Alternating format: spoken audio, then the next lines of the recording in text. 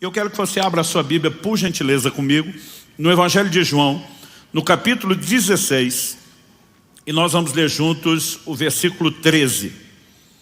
Evangelho de João, capítulo 16, verso 13. O texto sagrado diz: porém, quando vier o Espírito da verdade, Ele os guiará em toda a verdade. Ele não falará por si mesmo, mas dirá tudo o que ouvir e anunciará a vocês as coisas que estão para acontecer. O Senhor Jesus, quando se refere ao Espírito Santo, o chama não apenas de Consolador, mas também o chama de o Espírito da verdade. E ele afirma: Ele os guiará a toda a verdade. Você pode repetir essa frase comigo? Diga: Ele os guiará. Mais do que só repetir, vou pedir para você falar para o vizinho aí do lado, primeiro o de um lado, depois do outro, para não fazer acepção de pessoas, né? Para não ficar aquela coisa de por que escolheu um e não eu. Então você fala para os dois aí, fala assim: Ele os guiará. Vamos lá, só mais uma vez com mais empolgação: Ele os guiará.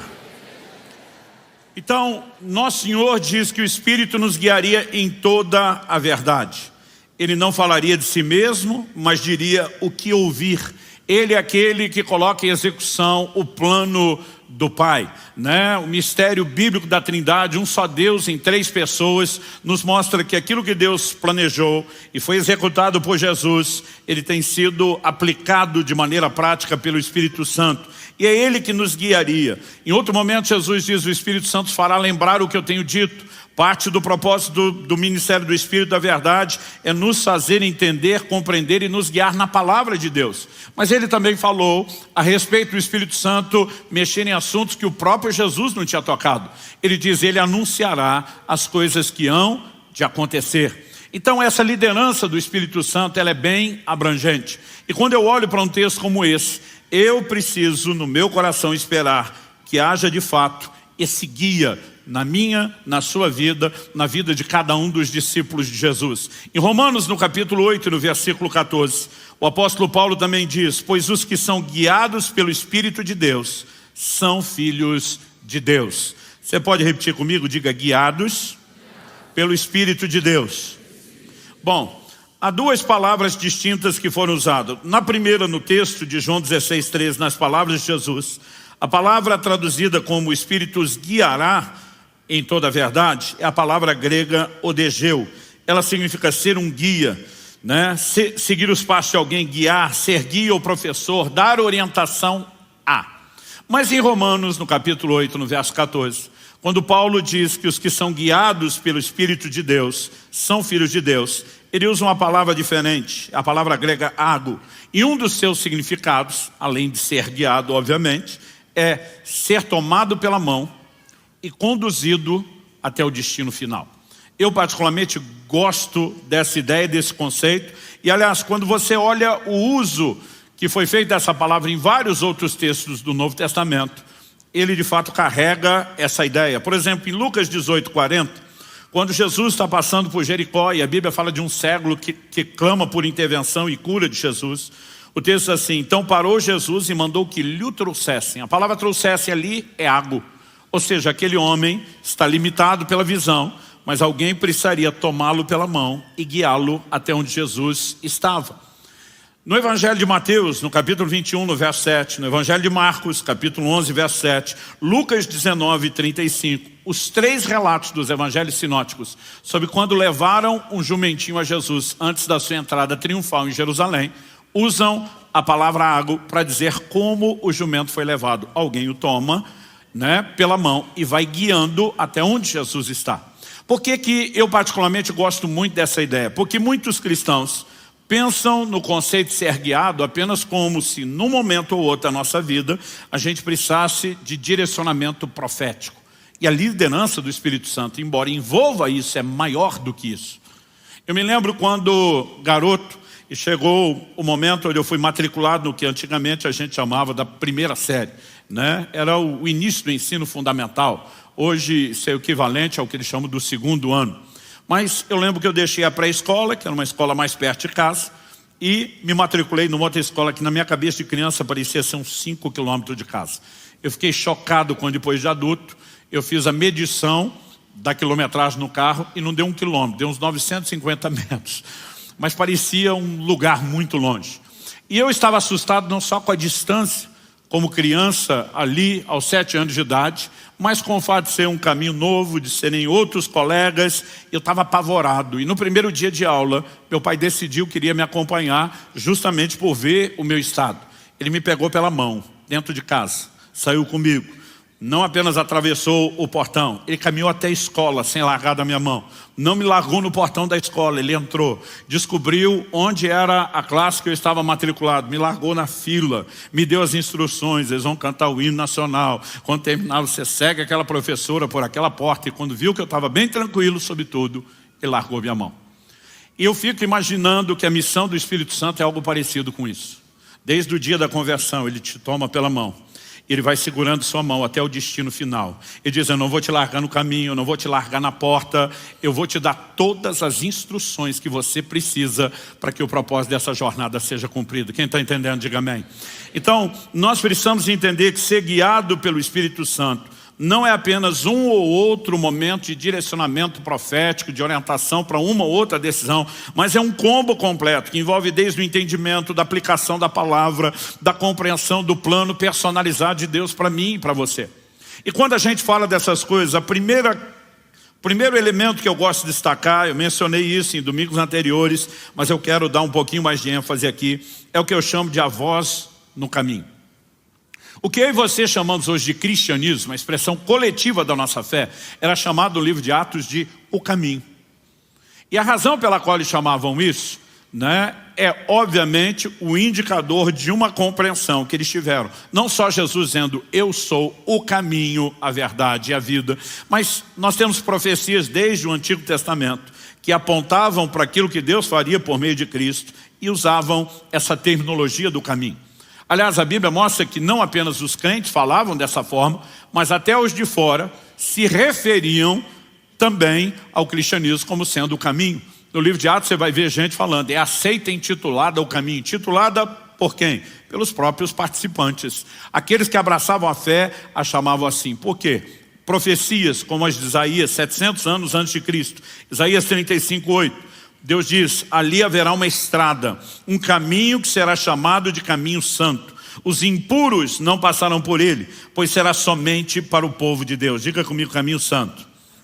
Agora diga comigo, somente para o povo de Deus. Depois o texto continua e diz, quem passar por esse caminho, mesmo que seja um tolo, e essa expressão também merece a nossa atenção, não se perderá. Quando eu olho para essa declaração, eu enxergo aqui claramente o indicativo de um plano claro que Deus tinha, né? Em outras versões a gente haverá ali uma estrada, né? Uma estrada chamada de caminho santo. Mas eu também vejo algumas traduções que usam a expressão no final, né? Que nem o louco erraria o caminho. O que significa? Deus está dizendo, eu não só preparei um caminho santo, um caminho que é para o meu povo, que não é para os impuros. Mas Deus diz, a capacidade de ser bem sucedido nesse caminho não depende de quanto conhecimento você tem, não depende de quanta inteligência você tem, aliás, não depende de habilidade sua nenhuma. Deus está dizendo, nem o louco, aquele a quem lhe falta o mínimo para ser considerado uma pessoa com tudo aquilo que ela precisa para escolhas racionais, funcionais, práticas, nem ele vai errar o caminho. Porque Deus está dizendo, a capacidade de ser bem sucedido no caminho não depende de quanta inteligência, conhecimento ou informação você tenha. Depende do quê? De um outro recurso que Deus nos disponibiliza. Qual é esse recurso? Isaías no capítulo 30, no verso 21, Deus diz, quando vocês se desviarem para a direita ou para a esquerda, ouvirão atrás de vocês uma palavra dizendo, este é o caminho, ande nele. Deus está dizendo, a razão pela qual nem o louco vai errar é porque você não precisa de muito entendimento, você só precisa de sensibilidade a uma voz. O tempo todo, enquanto você anda no caminho, haverá uma voz atrás de você dizendo, não desvie para a direita, não desvie para a esquerda. E tudo que eu e você precisamos é compreender que Deus não prometeu só um caminho. Deus nos prometeu um guia ao longo do caminho. O evangelho pode ser entendido dessa forma. Jesus fala a respeito de uma porta e um caminho estreito que conduzem aonde? A vida eterna. Então, há uma porta de entrada, a experiência da conversão, quando o Espírito Santo vem habitar em nós. Depois há um caminho que é proposto diante de nós cujo destino nós sabemos muito bem. O apóstolo Paulo diz: eu prossigo para o alvo, para o prêmio da soberana vocação de Deus em Cristo Jesus. Enquanto estamos nesse trilho em movimento, o Espírito Santo, Ele quer ser o nosso guia. E se nós formos sensíveis à liderança dele, não precisa nem de muita inteligência, nem conhecimento para ser bem sucedido. Porque o segredo de ser bem sucedido nessa caminhada é a direção do Espírito Santo. Quando as pessoas me perguntam, e pela graça, bondade e misericórdia de Deus, eu ouço muito essa pergunta: pastor Luciano, o que tem levado você a viver uma vida cristã bem-sucedida? O que tem levado você a construir uma família bem-sucedida? O que tem levado você a ter um ministério frutífero? E eu digo às pessoas: seguir a liderança de Deus. O Senhor sempre quis nos dirigir no caminho. Em Lucas, no capítulo 1, nos versos 78 e 79, Zacarias, o pai de João Batista, cheio do Espírito Santo, profetizando sobre o novo tempo que haveria de iniciar em Cristo, ele diz assim: graças à profunda misericórdia de nosso Deus, pelo qual nos visitará o sol nascente das alturas, para iluminar os que jazem nas trevas e na sombra da morte, e dirigir os nossos pés pelo caminho da paz. Ele está dizendo, ele não veio só colocar diante de nós um caminho, ele veio dirigir os nossos pés por esse caminho. Como ele nos dirige? Obviamente a forma primária pela qual julgamos todas as outras, sua palavra. Salmo 119, 105 diz: lâmpada para os meus pés é a tua palavra, luz para o meu caminho. Mas a palavra de Deus, ela nos dá orientações que nós podemos classificar de genéricas. Ela não dá orientações personalizadas sobre todos os detalhes de tudo que eu e você vamos viver no dia a dia, e nem em relação ao propósito. Então, por exemplo, se você pegar a ideia bíblica de evangelismo, ela é uma instrução coletiva. Ide por todo mundo, preguem o evangelho a toda criatura, façam discípulos de todas as nações. Agora, aonde eu como indivíduo devo estar no plano e no propósito de Deus, não é a Bíblia que informa. Aí eu e você precisamos de uma direção personalizada do Espírito Santo. Quando Paulo sai para a viagem missionária, há um momento, numa das próximas, não na primeira viagem, onde ele está determinado a entrar na Ásia. E eu não creio que Paulo estava errado, nem em termos de percepção estratégica sob a lente humana, nem em termos de entendimento do que é que Deus tinha para a sua vida, porque no futuro a Ásia viria a se tornar o maior palco do ministério de Paulo. Mas no momento que ele está determinado aí, a Bíblia diz, o Espírito de Jesus não permitiu. A Bíblia diz que eles tentam contornar a Bitínia, tipo, talvez a gente não vá lá no miolo, mas vamos por perto. E a Bíblia diz que novamente o Espírito do Senhor não permite. À noite Paulo tem uma visão. Nessa visão um jovem da Macedônia diz: passa a Macedônia e nos ajuda. Deus não estava dizendo: eu não quero que você vá para a Ásia. Deus não estava dizendo: eu não quero que eles não ouçam a palavra. No futuro esse se tornaria o principal foco do ministério de Paulo. Mas naquele momento, porque uma direção de Deus foi dada, e Paulo vem para o lado da Europa, onde o evangelho entra. Dali ele se disseminaria para todo o ocidente. E a razão pela qual eu e você hoje servimos a Cristo é porque ele foi obediente a essa direção do Espírito Santo. Então, aonde estaremos? Aonde temos a missão de cumprir o plano e o propósito de Deus? Você não vai achar versículos sobre isso. Esse plano personalizado é revelado pelo Espírito Santo. E eu e você precisamos entender como o Espírito nos guia. Nós temos falado nesses dias sobre isso. 1 de João 2,20 diz: mas vocês têm unção que vem do santo e todos têm conhecimento. Ele não está dizendo que o crente converteu não tem que ler a Bíblia, não precisa de discipulado, não precisa ser ensinado na doutrina, mas ele está dizendo que potencialmente aquele que nos guia toda a verdade já está dentro de nós desde o início do relacionamento na conversão. No verso 27, 1 de João 2, ele diz: quanto a vocês, a unção que receberam dele permanece em vocês e não precisam que alguém os ensine, mas como a unção dele os ensina a respeito de todas as coisas. Você pode repetir comigo? De todas as coisas. Só mais uma vez com mais ânimo. De todas as coisas. O texto diz: e é verdadeira e não é falsa, permaneçam nele, como também ela ensinou a vocês.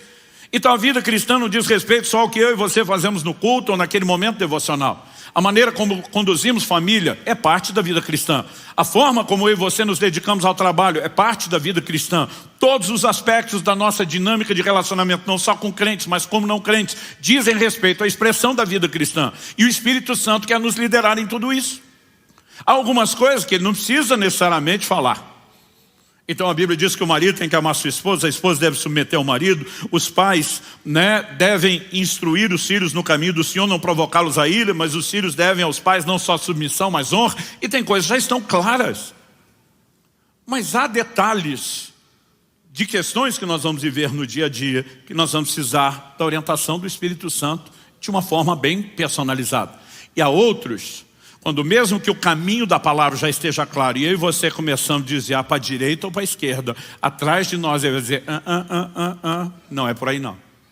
E eu e você precisamos entender como se constitui de forma prática a liderança do Espírito Santo. Então, em segundo lugar, eu quero trabalhar aqui a ideia, uma pergunta: como Deus deseja guiar seus filhos? Eu quero que você me acompanhe numa declaração do Salmo 32, versos 8 e 9. Verso 8 diz, eu o instruirei e lhe ensinarei o caminho que você deve seguir, e sob as minhas vistas lhe darei conselho. Detalhe, provérbio, instruir, eu instruirei. Verbo ensinar, eu ensinarei. E darei conselho, aconselharei. Depois de falar isso no verso 9, Deus diz assim, não sejam como o cavalo ou a mula, que não tem entendimento, que são dominados com freios e cabrestos, do contrário, não obedecem você. Então, primeiro Deus diz, eu quero te instruir, te ensinar e te dar conselhos. Mas Deus está dizendo, se você prestar atenção nos verbos que eu estou usando, você vai entender a dinâmica da instrução. Então ele diz, não seja como o cavalo ou a mula, que sem um cabresto não se deixa ser controlado. Deus está dizendo, eu quero guiar, traduzindo, orientar você. Eu não quero dominar você, eu não quero arrastar você, eu não quero empurrar você para algum lugar específico. E muitas pessoas estão tentando acreditar numa definição de soberania de Deus, de Ele faz o que quer, eu não tenho que fazer nada, Ele não me guia, Ele me arrasta, Ele me obriga, e a dinâmica não é essa, nunca foi essa. Estamos destacando desde o primeiro domingo a necessidade de uma interação. E por que temos que interagir? Porque Deus está nos convidando não apenas a dar uma resposta, mas Ele está dizendo que eu e você precisamos de sensibilidade nesse processo. Ele não vai impor, Ele não vem dominando, embora Ele espera ser Senhor, Ele espera de mim e de você rendição. Em Hebreus, no capítulo 3, no verso 15, nós lemos, como se diz, se hoje ouvirem a sua voz, não endureçam o coração, como foi na rebelião. Ele está dizendo, quando eu começar a instrução, quando eu começar o ensino, quando eu começar a dar conselhos, não endureça seu coração.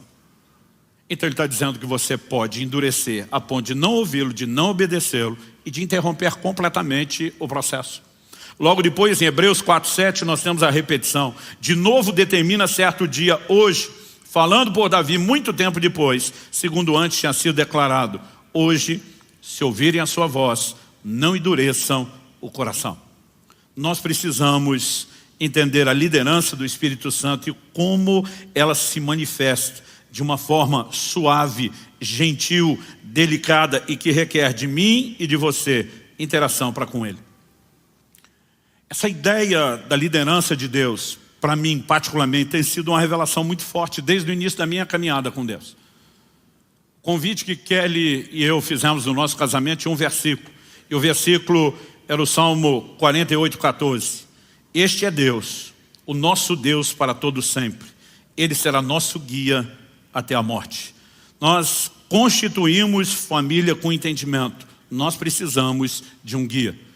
E daqui um mês e pouquinho vamos completar 28 anos de casados. O que tem feito o nosso casamento funcionar, além da determinação de andar na palavra escrita, tem sido a liderança do Espírito Santo. Se eu e você entendemos que Ele deseja ser o nosso guia em todas as áreas, isso significa que se nos deixamos ser guiados por Ele em toda a verdade, dentro do seu propósito, nós vamos ter uma vida bem-sucedida em todas as áreas. Então, mesmo carregando a imperfeição que todo ser humano carrega, as diferenças que homem e mulher têm quando trazem para dentro de um relacionamento que vem desde das diferenças de personalidade, da escola e formação de cada um, do jeito diferente, homem e mulher ser. O Espírito Santo tem nos ajudado e muito nessa caminhada.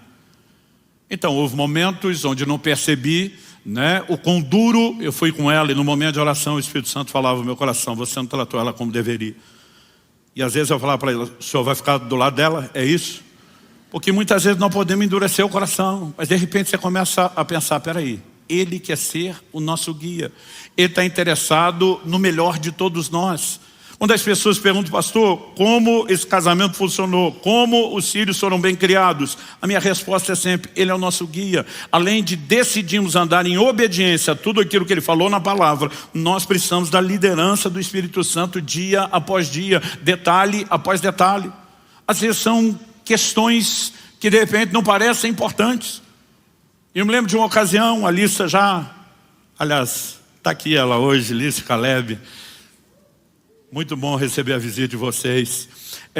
Eu lembro que a Alissa, já na fase adulta, eu orando por ela, ela tinha falado de um dilema, de uma decisão que tinha que tomar. Eu vi que o coração dela estava apertado, mas já na fase adulta, eu ensinando ela sobre fazer as suas escolhas. E eu falei, não vou entrar demais no processo. Mas estava orando por ela todo dia.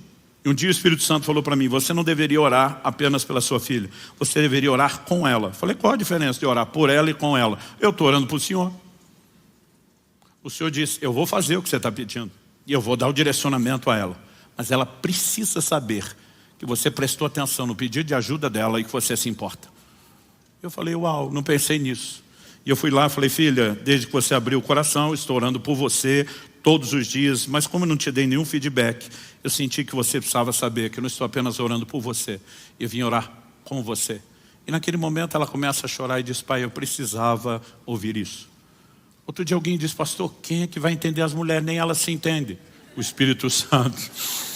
Ele pode nos ajudar em questões que nós não fazemos ideia. E quando eu olho ao longo da nossa caminhada, antes de ir pregar a primeira vez em Santa Bárbara do Oeste, a cidade onde a Kelly se criou, onde ela a primeira vez me viu pregar, olhou para mim e fez uma amarração gospel. Ela falou, vou casar com ele.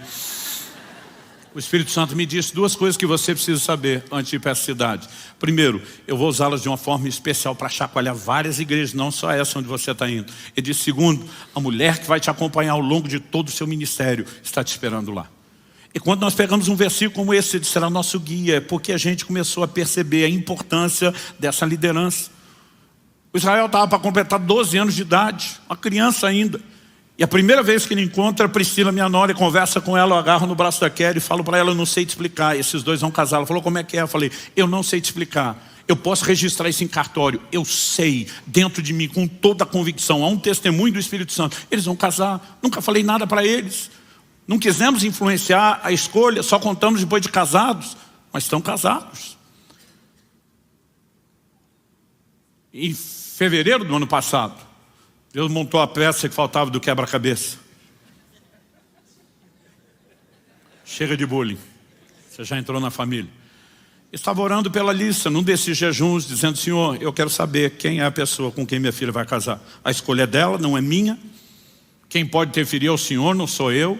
Mas se eu souber quem é, fica mais fácil entregar de bom grado, de bom coração, abençoar. E eu falei, o Senhor criou a jurisprudência, o Senhor abriu o precedente. Quando falou da minha nora, agora eu quero saber, é meu genro. Eu não tinha ciúme da nora, eu tenho ciúme é do genro. É da filha, né? E orando por isso, eu tive uma experiência. Eu me lembro do dia em que Caleb conversando comigo, numa academia, que tinha acompanhado, né, o pai dele estava comigo, ia pregar na igreja deles à noite. O Espírito Santo falou comigo, esse é o seu genro, vai casar com a sua filha. Eles nunca tinham se visto, nunca tinham se falado, não se conheciam. E também não contei nada para eles. Só depois do casamento do cartório, quando saíram, eu falei, deixa eu contar uma história para vocês. Né? Agora, a gente tem visto a liderança de Deus na nossa família. Em todas as coisas, tudo aquilo que eu procuro fazer, eu tenho prestado atenção na liderança do Espírito Santo. Mas as pessoas dizem, ok, pastor, nós sabemos que ele lidera, nós sabemos que funciona. Mas como isso acontece? E aí eu e você precisamos entender a dinâmica prática de não só que é uma instrução gentil, que o meu e o seu coração tem que ter sensibilidade, mas exatamente como isso se processa. Então me permita gastar uns minutos, voltando 35 anos atrás, meus 15 anos de idade. Eu, recém-cheio do Espírito Santo, batizado no Espírito Santo, fui impactado, porque um homem de Deus me deu uma palavra profética que revelou segredos do meu coração. Eu não me lembro, né, de ter recebido profecias antes. Meus pais dizem, quando eu era pequeno, falavam sobre meu ministério, mas eu não lembro. A primeira que eu lembro, eu tinha 15 anos de idade. E esse homem de Deus virou minha vida ao avesso. Falou dos segredos do meu coração, de coisas que estavam acontecendo na minha casa, né, de alguns dilemas que meu próprio pai estava enfrentando. E falou disso com detalhes. A partir desse dia, minha percepção do relacionamento com Deus mudou. Até então eu imaginava Deus relacionando com a gente de forma genérica, no geral, com a massa. A partir daquele dia eu falei, peraí, Deus me enxerga no meio da massa. Deus não apenas entende o que eu estou passando, meus dramas, meus dilemas. Ele revela planos e propósitos. Ele trata conosco como indivíduos. Há um relacionamento pessoal. Ele sabe coisas sobre sua vida que nem você sabe.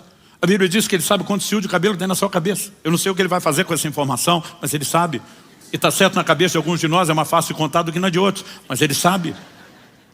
E nós precisamos entender um Deus que tem essa dinâmica de uma interação pessoal. Aquilo foi uma revolução. Mudou o meu relacionamento com Deus. E eu estou tão empolgado com essa nova descoberta que aos 15 anos de idade eu começo a pensar, se cada crente descobrisse o que eu descobri, a vida deles com Deus ia mudar como a minha mudou. E aí eu começo a pensar, por que é que eles ainda não descobriram? E eu brinco até hoje, que no auge da sabedoria dos 15 anos de idade eu descobri o que faltava para a igreja de Jesus na terra. Pensei, profecia. Falei, se eu descobrir isso com uma palavra profética, que os outros estão precisando é de profecia. Mal sabia eu que em algumas tribos de Israel, a profecia, além de estar comendo solto, estava uma bagunça. Eu, porque vim de um meio que não tinha muito contato, imaginei, deve estar faltando isso. E quando eu deduzi que faltava isso, eu pensei, por que é que está faltando? E aí eu pensei, não deve ser má vontade de Deus, ele é o maior interessado em que a obra dele funcione aqui na terra. Falei, então o problema não deve estar no emissor, deve estar nos receptores do sinal. Eu falei, deve estar faltando profeta. E eu me candidatei, falei para Deus, eu quero te ajudar a resolver o seu problema. Eu quero ser um profeta. Até hoje, quando as pessoas perguntam, pastor, como foi seu chamado? Eu brinco, citando a brincadeira de outro pregador que eu vi, ele dizendo, até hoje estou tentando entender se foi Deus que me chamou ou eu que me ofereci. Porque eu me candidatei, falei, eu quero te ajudar. E aí eu não entendia nada de profecia, falei, como é que eu vou ajudar? Fui falar com o profeta, que me deu aquela palavra que mudou minha vida. Eu já tinha visto ele em ação várias vezes depois disso, operando nos dons de uma maneira impressionante. Eu cresci num ambiente onde as pessoas não davam muita ênfase ao ensino dos dons, e eu brinco que a igreja quase sugeria que o Espírito Santo tinha sido sepultado junto com o último dos apóstolos, porque dizia, tudo aquilo que você lê no livro de Atos é só para aquela época, acabou, não tem mais nada disso para hoje. Então no início eu tinha muita reserva, mas além da forma como Deus usou na minha vida, eu vi Deus usar ele de uma maneira tão precisa, tão clara na vida de tanta gente, que eu lembro que eu cheguei para ele num dia e falei, olha, quando você diz, Deus me disse, eu já nem duvido mais, porque no início eu duvidava muito. Aí eu falei, mas eu queria te pedir uma ajuda. Aí ele falou, o que você quer? Eu falei, me ensina as manhas do negócio. Eu também quero profetizar que nem você, mas não sei como é que isso funciona. Me dá o caminho das pedras. E eu comecei a disparar um monte de perguntas. Como é a voz de Deus? É voz de homem? É voz de mulher? É sempre a mesma voz? Como quando alguém te liga, você já reconhece, né? E à medida que eu ia perguntando, ele ria. Hoje eu também tenho vontade de rir das perguntas que eu fazia. Mas eram honestas, eu queria entender, porque eu falei, eu preciso disso. E de repente ele olha para mim e falou, Luciano, calma, vamos devagar. Ele falou, para começo de conversa, eu não ouço Deus com o meu ouvido. Falei, se você não ouve com o ouvido, você ouve com o quê, criatura? Ele falou, não, Deus fala comigo do lado de dentro. Falei, então você tem um ouvido do lado de dentro? Ele falou, não. Eu falei, se não tem ouvido, como é que ouve? Porque eu não sei você, quando alguém dizia, Deus me disse, imaginava alguém andando por aí ouvindo vozes. E ele falou, Luciano, vocês mistificam demais a maneira de Deus falar. Eu ainda acho que eu tinha um motivo para isso. O motivo era uma única experiência que eu tinha tido ao longo da minha vida. Com perto de 12 anos de idade, que foi mais ou menos quando eu me aposentei da carreira futebolística, né, que não durou muito, começou aos 11, terminou perto dos 12. Eu tinha um problema sério no joelho esquerdo, que de vez em quando me roubava a firmeza, né? Foi isso que me levou alguns anos atrás a fazer uma cirurgia. E eu lembro que assim, já era difícil a gente jogar bola na rua, porque eu brinco que riqueza de pobre é filho, né? E eu cresci num bairro, num ambiente que o que tinha de molecada era um negócio impressionante. Então assim, tinha seleção da rua, quer dizer, para compor o time da rua, na hora de disputar no bairro, rua contra rua, já tinha uma seleção, porque não cabia todo mundo. Eu lembro de uma vez que eu fui escalado para jogar na seleção do bairro, era o evento da minha vida. Eu acho que eu consegui até um quichute. É só os mais velhos vão entender isso. Os mais novos vão ter que procurar no Google para descobrir o que é. E aí eu tô lá e recebi um lançamento na cara do gol. Eu e o goleiro, driblei o goleiro, era eu e o gol, colocar a bola para dentro. Era o momento da glória futebolística na minha vida. E o meu joelho falhou e eu caí antes de empurrar a bola para dentro. Eu vi a bola saindo, tomei uma vaia, não só da torcida, do meu time. Eu honestamente até hoje não me lembro se eu fiquei até o fim do jogo ou se eu fui embora antes. Eu fiquei não só envergonhado, mas bravo. Bravo, pastor, bravo com Deus. Como a maioria de nós ficamos quando as coisas não dão certo. Eu saí falando para Deus, eu sou um dos poucos aqui que deve te respeitar. Eu falei, os maconheiros estão botando bola na rede uma atrás da outra. E eu, talvez um dos te leva a sério aqui, tem que passar por uma vergonha e humilhação dessa. Por que que o Senhor deixou? Meu joelho podia avaliar, depois de eu empurrar a bola para dentro. E eu ouvi uma voz, eu não esperava. Eu não sei de onde a voz veio, se ela falou do lado de dentro, falou do lado de fora, eu não consigo explicar, mas foi a minha experiência. A voz disse, eu toquei o seu joelho, como eu toquei a coxa de Jacó, porque eu não te chamei para o futebol, chamei para a minha obra. E foi ali que eu aposentei. Graças a Deus que não teria ido a lugar nenhum. Mas aquilo marcou profundamente a minha vida e a consciência de um chamado. Então eu esperava. Quando Deus fala, deve ser parecido com isso. A gente vai ficar tipo Samuel. Alguém falou, eu ouvi algo literal. Mas agora eu estou na frente desse pastor e ele está dizendo, eu não ouço com o ouvido. Eu estou dizendo, não ouve com o ouvido, ouve com o quê? Ele falou, não, Deus fala do lado de dentro. É por meio de uma impressão. Impressão para mim há 35 anos atrás era só coisa de gráfica. Eu falei, cara, não estou te entendendo. Ele falou, Luciano, desmistifica. Tenta imaginar uma coisa interior sem ruído, sem barulho. Eu falei, não consigo, é só um silêncio. Ele falou, não, um pensamento, um sentimento, não tem tanto ruído ou barulho. Eu falei, às vezes tem. Ele falou, ok, você entendeu o meu ponto. Mas algo interior simples. Eu falei, você está querendo dizer que a voz de Deus é parecida com pensamento ou sentimento? Ele falou, mais ou menos. Eu falei, o que garante que não é você pensando ou sentindo, se é tão parecido? Aí ele olha para mim e diz, aquela palavra que eu te dei era eu pensando ou sentindo. Eu falei, não, aquela foi boa pra caramba. Não tinha como você pensar ou sentir as coisas que você não sabia. Ele olha para mim e falou, deixa eu tentar te ajudar a entender como isso acontece do lado de dentro. E ele me fez uma pergunta e deu uma orientação que me ajudaria por resto da vida. E acredito que foi um dos conselhos mais importantes que eu recebi na minha vida. Ele disse, você tem certeza da sua salvação? Eu falei, tenho. Ele falou, se você saísse pela porta da igreja agora e uma jamanta carregada te atropelasse, fizesse picadinho de você, eu lembro que ele foi bem dramático. Você tem certeza que é para o céu? Eu falei, na hora. Ele falou, como é que você tem certeza da sua salvação? Jesus alguma vez te apareceu para dizer, meu filho, eu mesmo te garanti com o meu sangue, tu está do lado de dentro. Eu falei, não, nunca vi Jesus. Ele falou, mas talvez um anjo te apareceu, uma cópia autenticada do livro da vida, dizendo, número de protocolo tal, apresenta lá na entrada, né? Vai dar tudo certo. Eu falei, também não. Ele falou, você nunca viu Jesus nem anjo? Não. Mas pelo menos viu o céu para onde você vai? Eu falei, também nunca vi o céu. Ele falou, você nunca viu nada? Eu falei, nada. Mas pelo menos ouviu uma voz de trombeta anunciando o seu nome, que você está rolado no céu? Eu falei, também não. Ele falou, então você nunca viu nem ouviu nada? Eu falei, não. Ele falou, como é que você sabe que é salvo? E a resposta que eu dou até hoje. Eu sei, porque sei, porque sei. Se fosse hoje, talvez teria dito como é que eu sei, não sei, só sei que eu sei, porque eu sabia que eu sabia que eu sabia, eu só não sabia como é que eu sabia, mas que eu sabia. Era muito sabimento, sabeção. Eu sabia com tudo que alguém pode saber, que eu era salvo. Mas ninguém me disse como é que eu sabia. Então nesse dia ele falou, eu vou te explicar qual é a fonte da sua sapiência. Só para mostrar que eu aprendi a palavra certa, que não tem sabeção nem sabimento.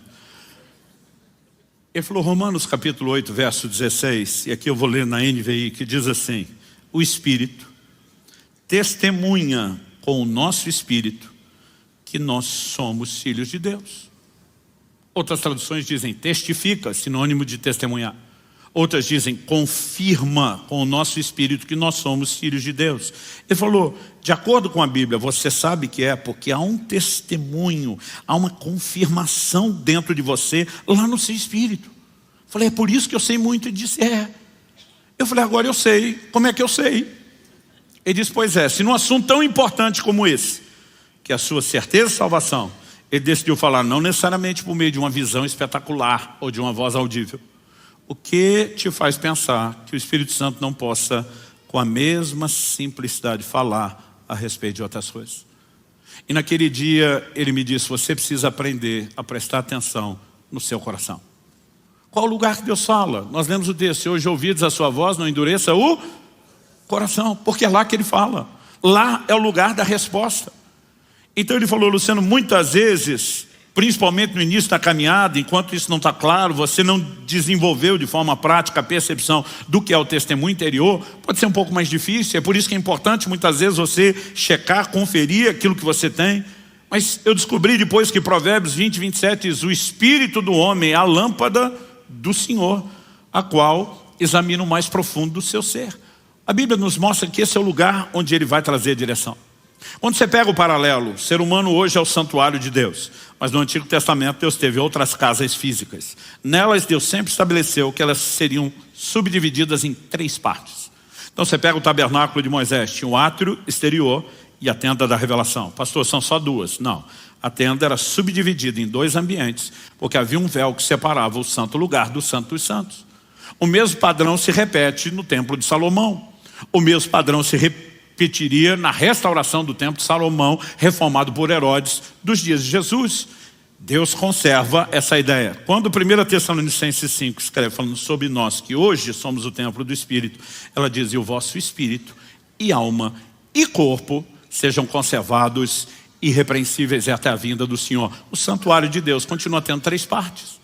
Mas um olhar superficial na tenda anterior diria: não, tem a parte descoberta, o átrio, e a parte coberta, a tenda da revelação. Um olhar superficial pode dizer homem exterior e interior, que é uma divisão que a Bíblia faz.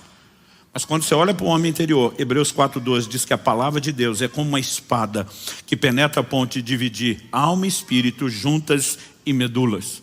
Se juntas e medulas não são a mesma coisa, embora estejam juntas e possam ser separadas, presume-se pela mesma lógica, espírito e alma não é a mesma coisa, embora estão juntos, mas podem ser separados. Isso significa o quê? Qual é o lugar onde Deus falava aqui, na tipologia que Ele está construindo antes de revelar a casa que seríamos nós, o Santo dos Santos? Êxodo capítulo 25, verso 22, Deus fala sobre onde estaria a arca, o propiciatório, que era a tampa da arca, no Santo dos Santos, e Deus diz: ali virei a ti e falarei contigo. Assim também, quando você olha o paralelo, há um lugar onde Deus manifesta sua voz, traz direção, é no espírito do homem. Quem está entendendo, diga amém. Agora, isso não precisa ser necessariamente uma voz espetacular. Não quer dizer que nós não podemos ser promovidos a experiências espetaculares. Mas nós precisamos entender a natureza simples do testemunho interior. Quando a gente pensa em Jesus, a gente acha que os milagres que Ele fez como Deus. A gente acha que tudo o que Ele teve e viveu foi como Deus. Eu, quando lia que Jesus jejuou 40 dias, pensava: Ele é Deus? Para Ele é fácil. Quase como se não fosse para a gente.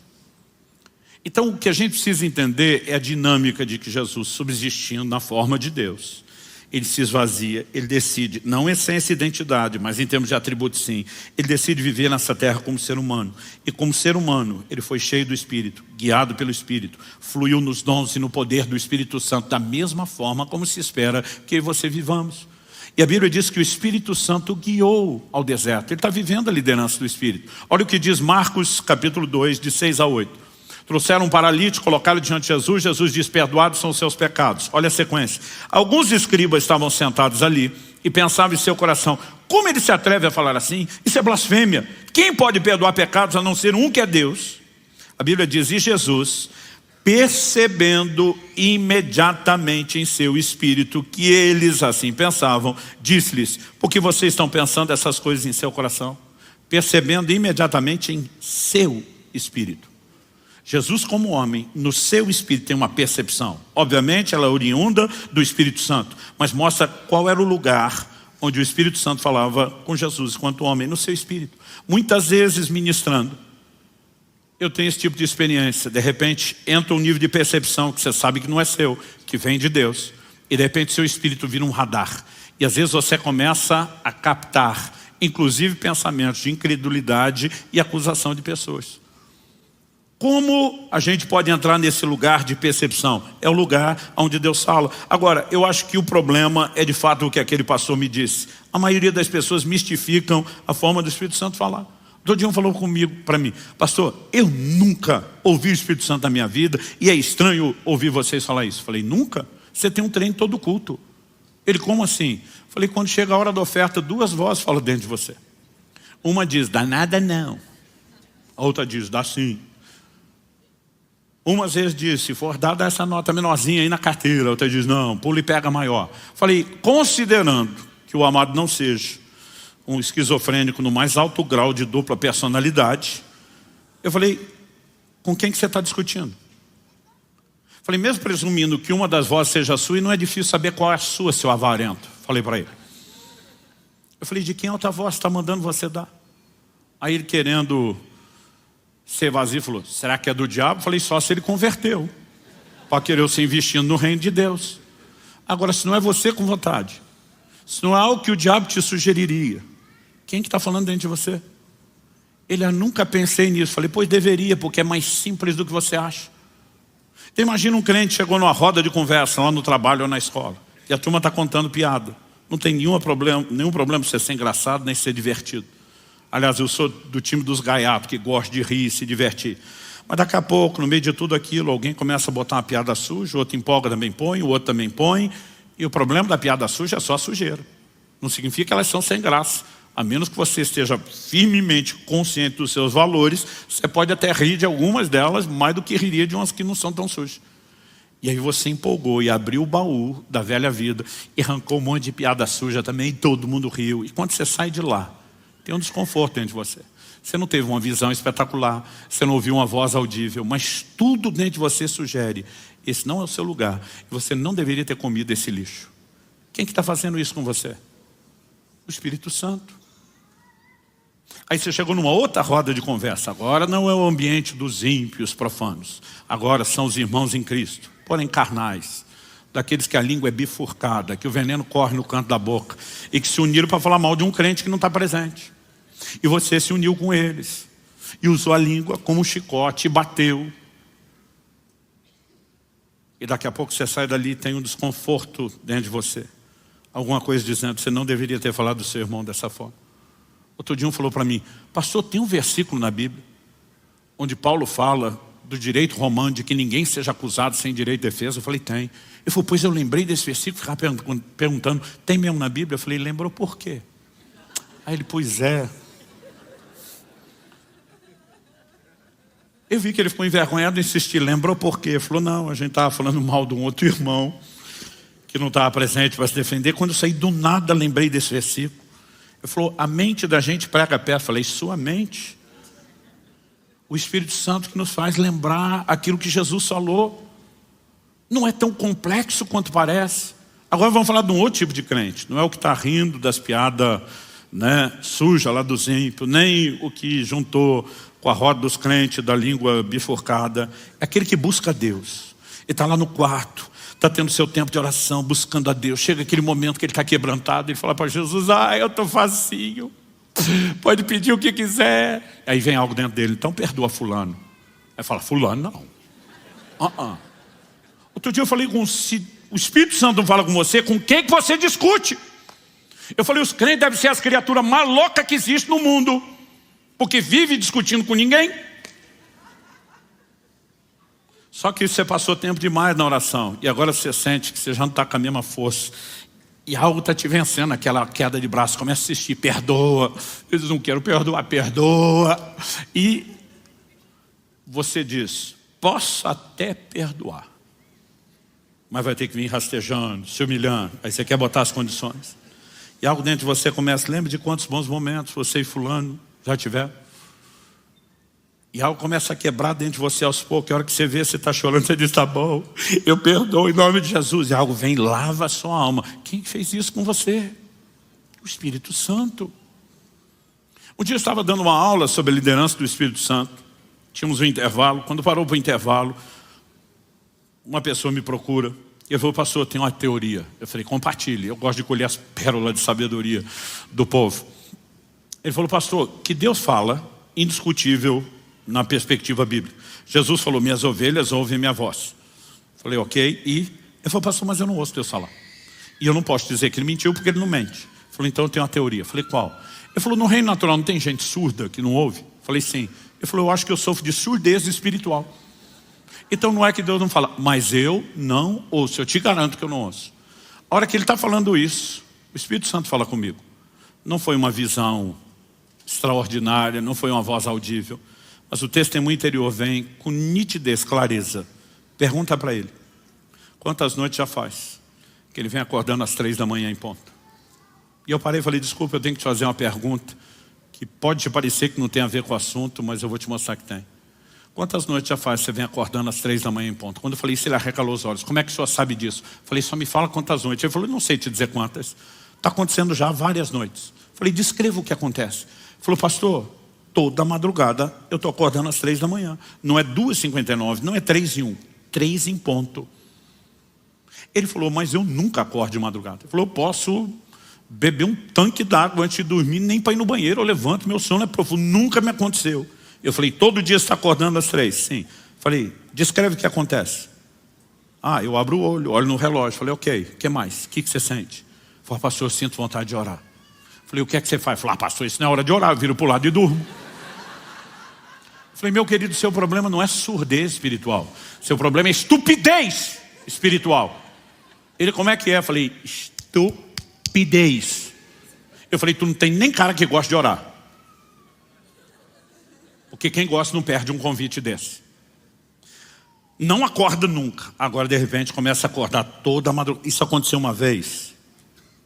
2. Agora, toda a madrugada por tantos dias. E você não parou para pensar que Deus está te chamando. Quando eu falei isso, ele fez uma cara diferente e falou, sabe que o senhor falando assim... O problema é que as pessoas estão esperando algo que é muito mais místico. E Deus está dizendo, eu não quero te arrastar, eu não quero te tratar como cavalo ou como uma mula, eu não quero botar cabresto em você. O que eu espero é sensibilidade ao meu convite. Quem está entendendo? Tive uma experiência extraordinária com Deus no final do último jejum agora. Acordei de madrugada para ir no banheiro. Eu estava com tanto sono que parecia um zumbi. Eu, quando volto para o quarto, pensei, está perigoso eu dormir em pé. Eu lembro que eu pensei isso. Quando encostar a cabeça no travesseiro, não dá 3 segundos, eu apaguei. Se eu não dormir antes de chegar lá. Quando encostei a cabeça no travesseiro, algo dentro de mim disse, por que você não ora um pouco? Pergunta, sou eu? Não. Eu quero dormir, eu não gosto que ninguém me acorde quando eu estou dormindo. É o diabo? Não. Ele não ia me chamar para orar. Você não precisa de um profundo discernimento ou inteligência. A Bíblia diz, nem o louco errará o caminho. Quem está entendendo? Numa hora dessa, eu simplesmente paro e disse, quem sugeriria isso? Eu pensei, é ele, eu vou. E mesmo que não haja empolgação nisso, é quando você entra, é quando você responde, é quando começa a interação. E de repente aquele quarto foi tomado pela presença dele.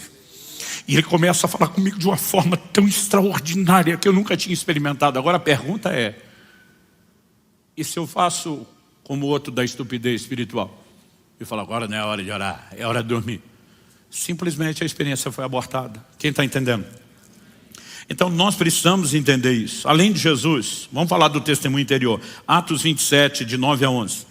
A Bíblia diz assim, depois de muito tempo, tendo se tornado a navegação perigosa e já passado o tempo do dia do jejum, Paulo os aconselhou dizendo, senhores, vejo que, apesar do verbo ver, esse vejo que aqui é um antevejo, percebo, concluo, ou como o crente gosta de ser, estou sentindo, que a viagem vai ser trabalhosa, com dano e muito prejuízo, não só da carga e do navio, mas também da nossa vida.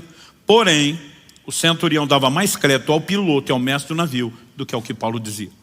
Quando Paulo está dizendo vejo que, ele não está dizendo que ele teve uma visão literal, mas tem algo incomodando Paulo.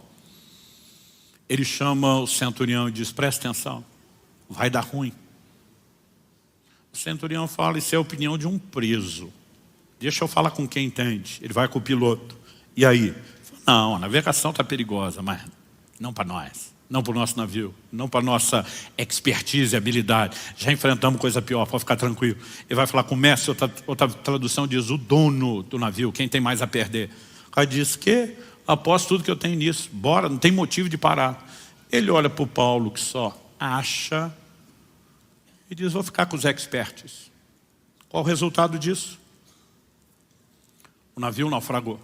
Mas quando está na iminência de naufragar, em Atos 27, 21, Paulo se levanta, o texto diz assim, havendo todos estado muito tempo sem comer, Paulo pondo-se em pé no meio deles diz, senhores, na verdade era preciso terem me atendido e não partir de Creta para evitar esse dano e perda.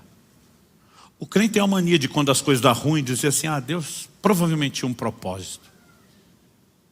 O fato de que em alguns momentos ele pode de fato ter um propósito, não significa que toda situação ele tenha. Às vezes nós só estamos colhendo o fruto da nossa insensatez, da nossa falta de sensibilidade aos avisos dele. E muitas vezes nós pagamos um preço caro porque não ouvimos isso.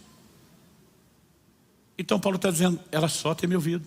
Eu brinco que ele faz aqui o papel da mulher no casamento. Eu falei, eu te disse.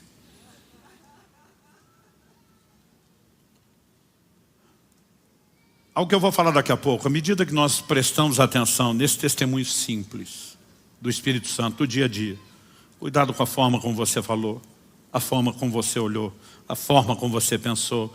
Em vez de endurecer o coração, o que o entristece, o que apaga a sua obra, nós vamos correspondendo. É inevitável que a gente seja promovido a experiências maiores. Além do fato de que você vai desenvolvendo sensibilidade e percepção. Então um dia eu estava fazendo uma viagem de Curitiba para São Paulo, já morávamos aqui, mas acredito que isso deve fazer em torno de uns 15 anos atrás. A igreja já tinha começado. E eu lembro que por conta da correria eu só consegui sair no final da tarde. Estava com a família, a Kelly, as crianças. Eu falei para a Kelly, amor, eu estou muito cansado. Ela falou, você quer que eu dirija? Eu falei, não, você também está cansado. Mas para deixar esse negócio seguro, a estrada não era duplicada como a 116 é hoje. Eu falei, principalmente nessa parte de serra, eu vou ter a paciência de andar atrás de um caminhão. Esses caminhoneiros conhecem tudo, buraco, radar, né? Então, falei, eu vou ficar uma distância de segurança, mas eu vou seguir esse camarada aqui sem me preocupar com nada, não vai requerer de mim muita atenção e eu vou aliviar um pouco o negócio. Só que vai diminuir o ritmo da nossa viagem. Ela, tudo bem, nós estamos andando atrás do caminhão, já faz não sei quanto tempo. De repente vem algo no meu espírito, não foi uma visão espetacular, nem uma voz audível. Sai de trás desse caminhão. A nossa primeira reação é, hã? Tipo assim, o que é isso? É um pensamento? É uma ideia? Porque a natureza do testemunho interior é simples. Mas eu prestei atenção naquilo e estou tentando entender, eu ouvi isso mesmo? E aí aquilo repete. Só que a segunda vez veio com força, veio contundente. Saia de trás desse caminhão agora.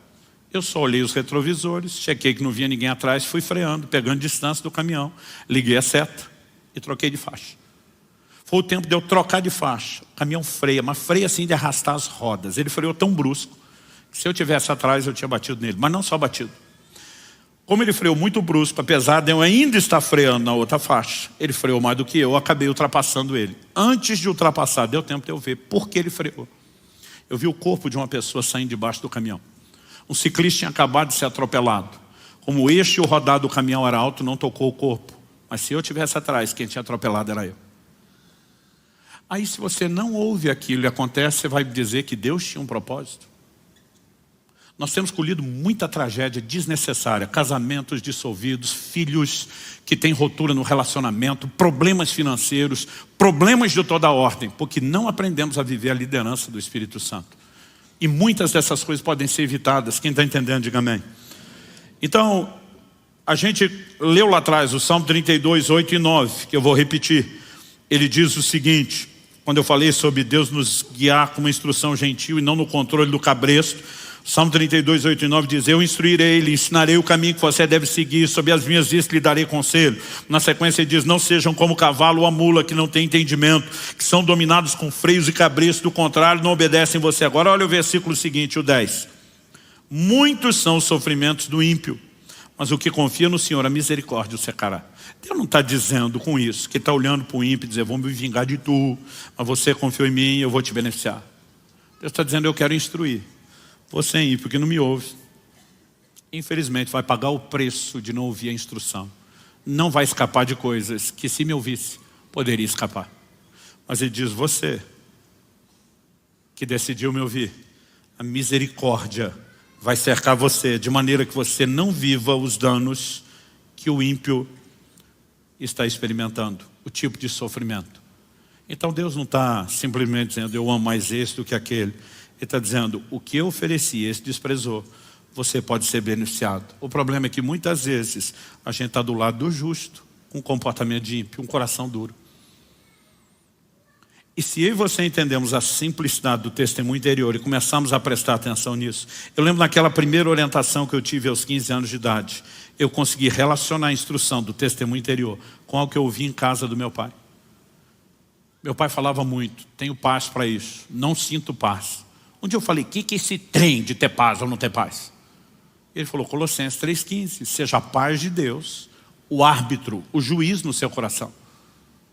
Tem um juiz ali para te ajudar a tomar decisões. E esse juiz pode manifestar o pronunciamento dele por ter paz, por você experimentar paz ou não experimentar paz. Meu pai dava um outro exemplo para isso, dizia, eu sinto um sinal vermelho. Ele estava usando a alegoria do farol. Não é hora de avançar. Eu sinto um sinal verde. É hora de seguir. E eu comecei a entender essas coisas que ele falava com aquelas outras que me foram ensinadas. E até hoje. Há momentos onde eu tomo decisões importantes, simplesmente pelo fato de ter ou não ter paz. Principalmente momentos onde a sua mente quer te convencer de algo diferente. Você começa a perceber o como é importante prestar atenção nisso. Hoje eu olho para trás. São 35 anos de vida no Espírito. E uma das coisas que eu mais agradeço a Deus, alguém me ensinou a respeito da liderança do Espírito Santo. É lógico que quanto mais eu e você prestamos atenção, praticamos, nos exercitamos, vai ficando mais fácil. Há momentos onde você fica assim, é Deus ou não é Deus? E às vezes eu falo para Deus, eu não duvido do Senhor, duvido de mim, da minha capacidade de te ouvir. Se eu tiver certeza que é o Senhor, eu vou que nem um louco. Mas tem coisas que não faz o menor sentido você achar que é da sua cabeça e não testar. Então um dia eu entro no escritório de casa para pegar um papel, um documento. A hora que eu estou entrando, me vem um impulso dentro de mim. Liga para fulano. Nós os homens não temos o mesmo poder de socialização das mulheres. Nós somos limitados. Primeira coisa que um homem pensa nessa hora. Ligar para quê? Você não liga, mas e aí, tudo bem? Tem alguma coisa para resolver? Tem algo para tratar? Tem algo para ser pontual? Né? Aí eu penso, ligar para quê? Mas ao mesmo tempo, por que essa coisa dentro de mim liga para o fulano? Eu pensei, só tem um jeito de descobrir. Passei a mão no telefone, liguei para o fulano. Fulano atende. Quando atende, do outro lado, a expressão dele. Que surpresa você me ligando. E eu digo, pois eu estou tão surpreso quanto tu, que eu não sei nem o que falar, não sei por que eu estou ligando. Só que na hora que eu digo isso, e ainda não sei o que falar, aquele testemunho interior vem de novo. Pergunta para ele, se ele acabou de fazer uma oração pedindo por uma provisão de 3 mil reais. Eu falei, por acaso, antes de eu ligar, você tinha feito uma oração a Deus, pedindo uma provisão específica de 3 mil reais. Primeiro silêncio. Depois de um bom tempo de silêncio, uma voz emocionada disse, eu tinha acabado de orar, quando o telefone tocou. Pensei, Deus me usou para ligar e dizer que ouviu a mensagem. Aí o testemunho interior vem, pega a conta dele e transfere. Primeira coisa que eu penso, pediu para tu, não para mim, o que é que eu tenho a ver com isso? Sério? Falar para você que eu não fiquei confuso? Mas eu penso, eu não tinha como saber essas coisas, não tinha como dar tão certo, tem que ser ele. Falei, me passa seus dados bancários que eu vou transferir. Ele do outro lado pergunta, o que é que você tem a ver com isso? Falei, tá pensando a mesma coisa aqui. Eu falei, agora me responde uma coisa, eu tinha como saber o que é que você orou? Aqui em outro estado, não. Eu tinha como saber a hora que você orou para te ligar logo depois? Não. Eu tinha como saber o valor? Ele falou, não. Falei, a mesma fonte de informação me mandou pedir seus dados. Você quer se rebelar contra ela? Ele falou, anota aí. Um dia eu estou contando isso engraçadinho. Liga para mim também. Aí deixou a bola quicando. Falei, vai orar como ele. E você precisamos entender. Há momentos que eu só tenho um jeito de descobrir. É o testemunho interior ou não? Vamos checar, vamos conferir. Mas eu acho insano as pessoas dizerem, não, não vou conferir porque pode não ser. Mas e se for? Não é melhor você trocar de faixa e não acontecer nada e descobrir depois do que não era, do que ficar esperando para ver se vai ter um problema? Mas muitas vezes, porque nós vamos ignorando essas orientações, essa chama do relacionamento, em vez de crescer, ela apaga. Porque alguém que não é ouvido o tempo todo se entristece e se afasta. Quem está entendendo? Agora, quanto mais eu e você ouvimos, há uma tendência que a gente progrida. Então me deixe terminar com uma história que eu oro a Deus que provoque sua fé e o seu coração. Ao longo dos anos, eu tenho entendido a importância de corresponder com a liderança do Espírito Santo. E também posso contar histórias de quando não prestei atenção no testemunho interior e me arrependi amargamente. Histórias minhas e de outros. Mas uma das experiências mais espetaculares que eu tive na minha vida com a liderança do Espírito Santo foi em setembro de 2000. Perdi uma carteira, tinha que fazer uma viagem, não achei a carteira em lugar nenhum, revirei em casa, que ele me ajudou, fui na igreja, porque eu lembrava de ter ido o dia anterior, que era o domingo, na igreja com a carteira, procurar nada. Acordei um irmão que a gente tinha jantado na casa dele, para ver se estava lá, nada. Foi me dando desespero, porque sem a carteira eu não podia viajar. Em algum momento falei, Deus, me mostra onde está essa carteira, mas me mostra tipo assim, eu só imaginava que ele podia me ajudar a lembrar. E quando eu estou orando, me mostra, me aconteceu uma coisa que raramente me acontece. Eu tive uma visão. De vez em quando eu tenho uns vislumbres, mas aquilo foi uma visão. Parecia uma tela de cinema na minha frente. Eu assisti um filme, estrelando eu mesmo. O filme era de mim. O que era o filme?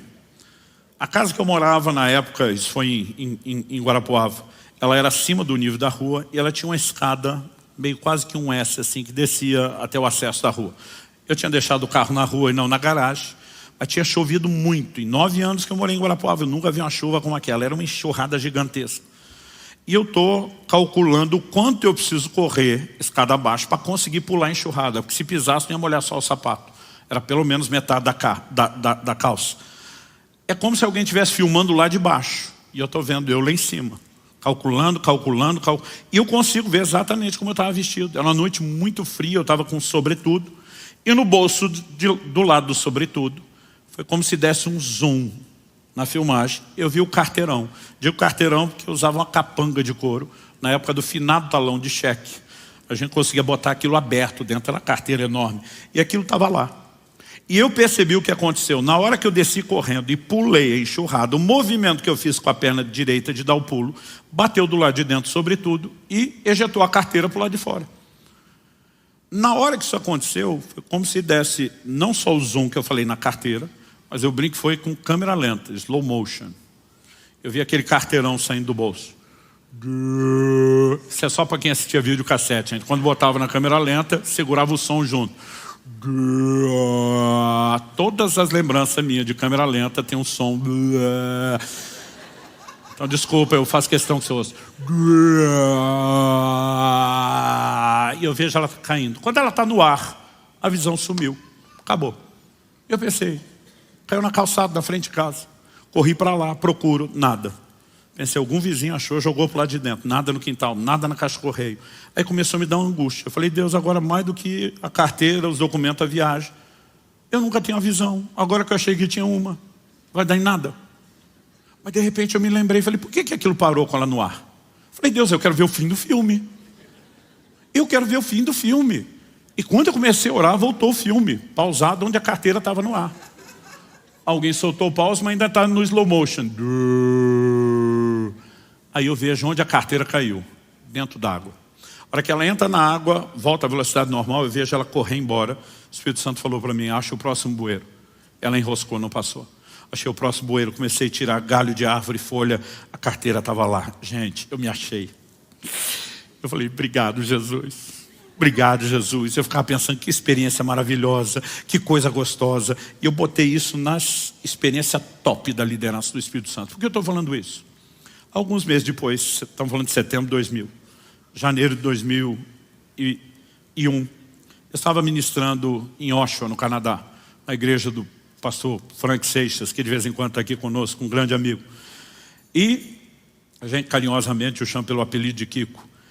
Nós tivemos um culto domingo de manhã, foi um mover do Espírito muito precioso. Na hora do almoço está todo mundo falando do que aconteceu no culto e o assunto virou a liderança do Espírito Santo. Um conta uma experiência, outro conta outra, outro conta, e eu estou lá que eu não me aguento. Falei, gente, preciso contar uma fresquinha, aconteceu uns meses atrás. Mas contei assim, empolgado, e todo mundo, uau! E aquele uau foi, essa ganhou. E eu estou feliz, falei, estou liderando o campeonato. Aí o Kiko diz assim, foi boa. Mas já falou de um jeito que você já pressente aquele mais. Falei, mais o quê? Vai dizer que tu tem a melhor. Ele falou, julgue você, eu só fui a testemunho. Ele olha para mim e pergunta, você conheceu o pastor fulano de tal? Já está com o senhor. Mas foi desses da vanguarda do avivamento brasileiro. Falei, conheci o velhinho, encontrei muito ele por aí. Ele falou, ele que levou nossa família a experimentar o mover do Espírito Santo, a entender o que era o avivamento. Ele falou, cara, eu já estava anos aqui no Canadá, encontrei ele no Brasil. Falei, pastor, o senhor roda o mundo, quando estiver no Canadá me visite. Dei um cartão, ele falou, Luciano, filho, mais por educação do que esperando. 3 meses depois ele me liga. Ele diz, vou estar pertinho da sua cidade. Gostaria que você me ouvisse pregar no domingo de manhã e, se possível, almoçasse comigo. Falou, o culto foi aquela bênção, o homem era muito usado por Deus. E ele falou, lá vamos nós almoçar. Falou, qualquer chance de conversar com o homem, quem conheceu sabia que as conversas se estendiam, porque ele era uma máquina de experiência e ele ficava dando testemunho o tempo todo. Ele falou, o horário começou a se estender. Teve uma hora que ele olhou para os irmãos que tinham trazido ele de Toronto, onde ele estava, a 1 hora de distância, e falou, olha, vou liberar vocês, porque esse negócio vai longe. Dá só o endereço da igreja. E ele me leva. Você pode me levar aqui? O Kiko falou, posso. Pegou o endereço. O Kiko falou, Luciano, já tinha morado em Toronto, não tinha GPS naquela época, falou, mas conhecia mais ou menos, eles me deram informação, anotei o endereço, o horário, e ele falou, era 1 hora de viagem, nós saímos com 2 horas, tinha 1 hora de antecedência. O culto era 6, às 5 eu estava em Toronto. Pedi informação, mandaram num lugar, não era. Pedi informação, mandaram em outro que também não era. Pedi de novo informação, mandaram em outro que não era. Ele falou, daqui a pouco, de tanta informação, a gente não só não achou o lugar, como está perdido, não sabe mais onde está. Ele falou, e de informação em informação, o tempo foi passando e deu 6 horas, que era a hora do culto. Ele falou, quando deu 6 horas, ele disse assim, o velhinho falou para mim, encosta. Ele falou, pensei que ia levar uma bronca no estilo da velha guarda. Me permita fazer um comentário. Hoje em dia é muito mimimi na igreja, gente. Você não sabe como era antigamente. O sistema era bruto. Diácono da igreja pegava pela orelha para levar para o pai. As pessoas hoje reclamam que alguém não sorriu. Eu fico pensando, tu nunca levou cascudo na cabeça? A gente, quando criança, levava dos outros. Comporta, menino, bom, você não sabia nem de onde veio. Então, quando eu falo uma bronca no estilo da velha guarda, você não tem noção. O sistema era bruto, era opressivo. Ele falou que já estava preocupado, mas o homem só fez uma oração. Qual foi a oração? Ele disse assim, Deus, o Senhor não me trouxe essa cidade para eu ficar perdido. O único que não me quer nesse culto é o diabo, porque o Senhor já me mostrou o que quer fazer lá. Ele disse, Espírito Santo, nós não temos mais tempo para ficar perguntando ou tentando. Ele disse, eu estou recorrendo direto a você. O Senhor conhece essa cidade melhor do que ninguém, melhor do que o homem que a planejou. Ele disse, me guia agora até essa igreja. Aí ele vira para o Frank, meu amigo, e diz, segue adiante. Vira para cá, vira para lá. Falou, Luciano, nem se o caminho tivesse sinalizado. O Malemar falava bom dia, boa tarde, boa noite em inglês. Ele diz, nem se tivesse sinalizado, ele acertaria. Ele falou, nós andamos um pouquinho mais 10 minutos, talvez menos de 15. Paramos na frente de um prédio, sem placa nem movimento. E o velhinho fala para mim, pode descer e perguntar que é aqui que eu vou pregar. O Kiko diz, Luciano, eu fui perguntar onde é que era o endereço, porque eu não acreditei em nada daquilo. Ele diz, eu volto para o carro com as pernas mole, tremendo. Nós estávamos na frente da igreja onde ele ia pregar. Ele diz, descobri só depois do culto que a placa e o movimento era todo pelo fundo. Mas se houvesse o que hoje eu e você chamamos de GPS, nos guiaria até aquela porta da frente. Aliás, isso dá um novo sentido à palavra GPS. Guiado pelo Espírito. Agora, para caber o S no lugar do E, nós vamos ter que comer o E. Eu não consigo explicar para você o que aconteceu. Na hora que eu vi aquela experiência, eu falei, não é que foi melhor do que a da carteira? E dentro de mim me deu uma fome, um desespero. E a minha oração ao longo desses dias, em especial dessa semana, é que Deus faça alguma coisa parecida com cada um de vocês. Algo dentro de mim parecia gritar, você precisa conhecer melhor o Espírito Santo, você precisa conhecer melhor o Espírito Santo. E eu não aguentei ficar naquela mesa, eu pedi licença, eu saí, eu corri para o quarto da casa que eu estava hospedado. E eu lembro de cair de joelhos. Eu não falava, eu gritava, era um desespero dentro de mim, uma vontade de arrancar os cabelos. Tem coisa que você se arrepende, o tempo vai resolver esse problema, você não precisa adiantar. Mas ali chorando eu dizia, Espírito Santo, eu preciso te conhecer. Eu falei, aquela foi bem melhor que a da carteira. Outro dia alguém falou, pastor, o senhor está competindo com os outros? Eu falei, com os outros não, com a minha própria mediocridade sim. Cada vez que eu vejo que alguém entrou mais no rio de Deus, eu digo, isso é um sinal de que tem mais para cada um de nós.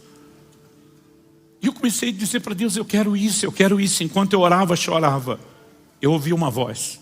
Eu não sei se ela falou do lado de dentro, eu não sei se ela falou do lado de fora, mas ela foi nítida. A voz citava um pedaço de um versículo, uma palavra proferida por Jesus, e fazia uma aplicação lógica da continuidade. A voz dizia assim, quem é fiel no pouco, Mateus 25, 23. Diz, muito bom, servo bom e fiel, você foi fiel no pouco, sobre o muito te colocarei. A frase dizia assim, quem é fiel no pouco, será fiel no muito. Mas quem é infiel no pouco, será infiel no muito. E eu parei com temor diante daquela voz. Eu falei, Deus, se é o Senhor falando, o que isso tem a ver com o que eu estou orando? Estou falando da liderança do Espírito Santo. A voz respondeu e disse, tem tudo a ver. A voz disse, o que eu estou falando agora não é só para você e nem só por causa do seu pedido pessoal. Ele diz, por onde eu te levar, pregar minha palavra, ensinar minha palavra pelo Brasil e pelas nações, eu quero que você ensine isso.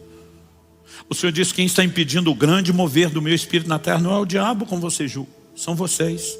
É a falta de resposta de vocês ao meu Espírito. O Senhor me disse, diga ao meu povo que enquanto eles não aprenderem a serem fiéis nos pequenos impulsos do meu espírito no dia a dia, no testemunho interior das pequenas coisas, eles não têm direito de esperar por experiências maiores. Porque quem não é fiel no pouco, não vai ser no muito. Mas todo exercício de fidelidade na liderança simples do Espírito Santo levará a experiências maiores. Quem está entendendo? E algo começou a fazer sentido. Ezequiel 20, de 1 a 3, o povo vem consultar o Senhor diante do profeta Ezequiel. É o ápice da apostasia da nação de Israel. E quando eles vêm para consultar o Senhor, Deus diz, fala para eles que eu não tenho nada para falar com eles. Porque tudo que me consultaram antes não me obedeceram, por que é que eu vou falar alguma coisa agora? Essa é uma lógica ao longo da Bíblia. Deus diz para Abraão, sai da tua terra, da tua parentela, vai para um lugar que eu vou te mostrar. Ele obedece a Deus em quase tudo. Mas tem um sobrinho órfão, que pensa, o pobrezinho está sem pai, eu preciso fazer algo. E ele decide levar junto, ele não desliga de toda a parentela. Enquanto Abraão, de forma benevolente, está carregando Ló, Deus nunca mais falou nada de coisa nenhuma. Porque a lógica é, por que é que Deus vai dar uma direção nova quando você não obedeceu o que Ele já deu? No dia em que Abraão decide separar de Ló, a Bíblia diz, o Senhor se manifesta e volta a trazer direcionamento. Agora, muitos de nós estamos esperando que o Espírito Santo venha com força, fale maravilhosamente. Quando a gente não obedece o testemunho interior do dia a dia. Obedecer isso não apenas vai nos levar a uma vida extraordinária, mas essa obediência vai criando uma comunhão, uma interação progressiva, uma sensibilidade, uma capacidade de resposta cada vez maior. E aí sim nós vamos refinando. Às vezes as pessoas nos ouvem falar de 30 e tantos anos de vida no Espírito. Elas acham que no dia seguinte vão estar vivendo isso tudo, sem nenhum nível de resposta ou exercício. E eu preciso ser honesto com você. A direção do Espírito Santo tem sido preciosa. E eu não preciso de muito para obedecer. Em junho agora estávamos gravando em Israel. Tivemos um momento de oração, numa casa de oração lá em Berseba. E eu me lembro daquele momento com a cara no chão, chorando diante de Deus.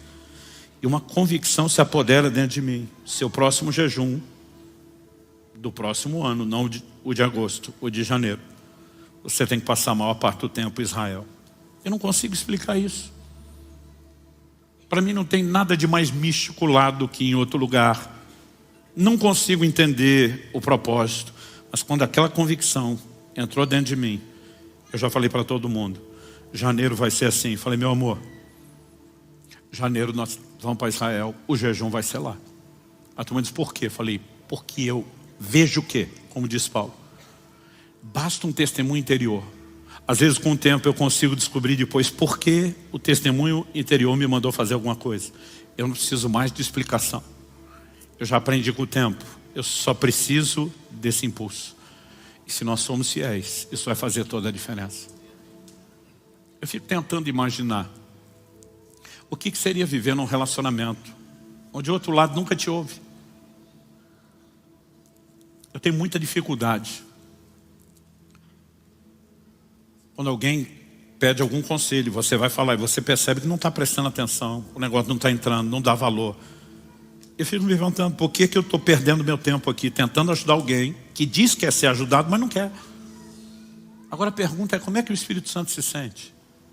Quando eu e você, dia após dia, ficamos ignorando Ele, ignorando Ele, ignorando Ele. Quando nós o entristecemos, nós o afastamos. E não há razão para esperar que Ele fale mais. Mas se eu e você fomos fiéis, eu gostaria de te encorajar a um posicionamento que não é só para hoje, aqui e agora. A partir de agora.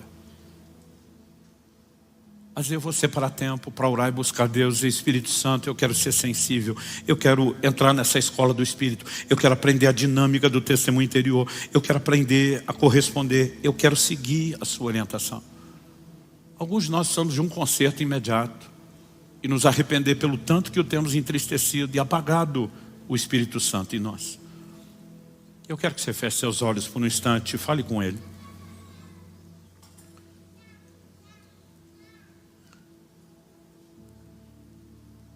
Meu Deus, foram 4 semanas procurando trazer fundamentação bíblica, testemunhos, orientação prática.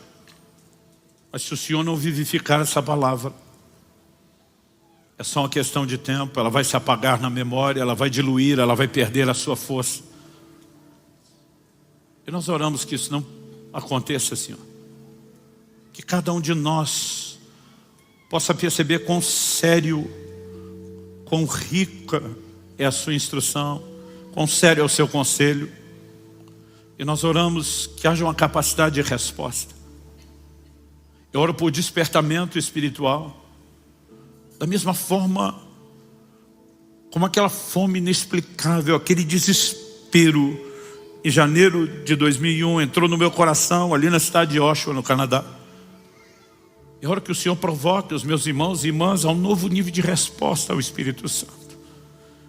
Que possa haver um anseio de não só conhecê-lo, mas de interagir com Ele. Que haja decisão de corresponder, de interagir com a água da chuva, como ensinamos domingo passado. E que o Senhor encontre em nós uma correspondência que nos leve a uma experiência crescente. Nós clamamos em nome de Jesus. Em nome de Jesus. E para a glória do Teu nome mesmo. Oramos que aquilo que o Senhor está começando agora, despertando corações, trazendo quebrantamento, conserto, restauração, não termine no final da reunião.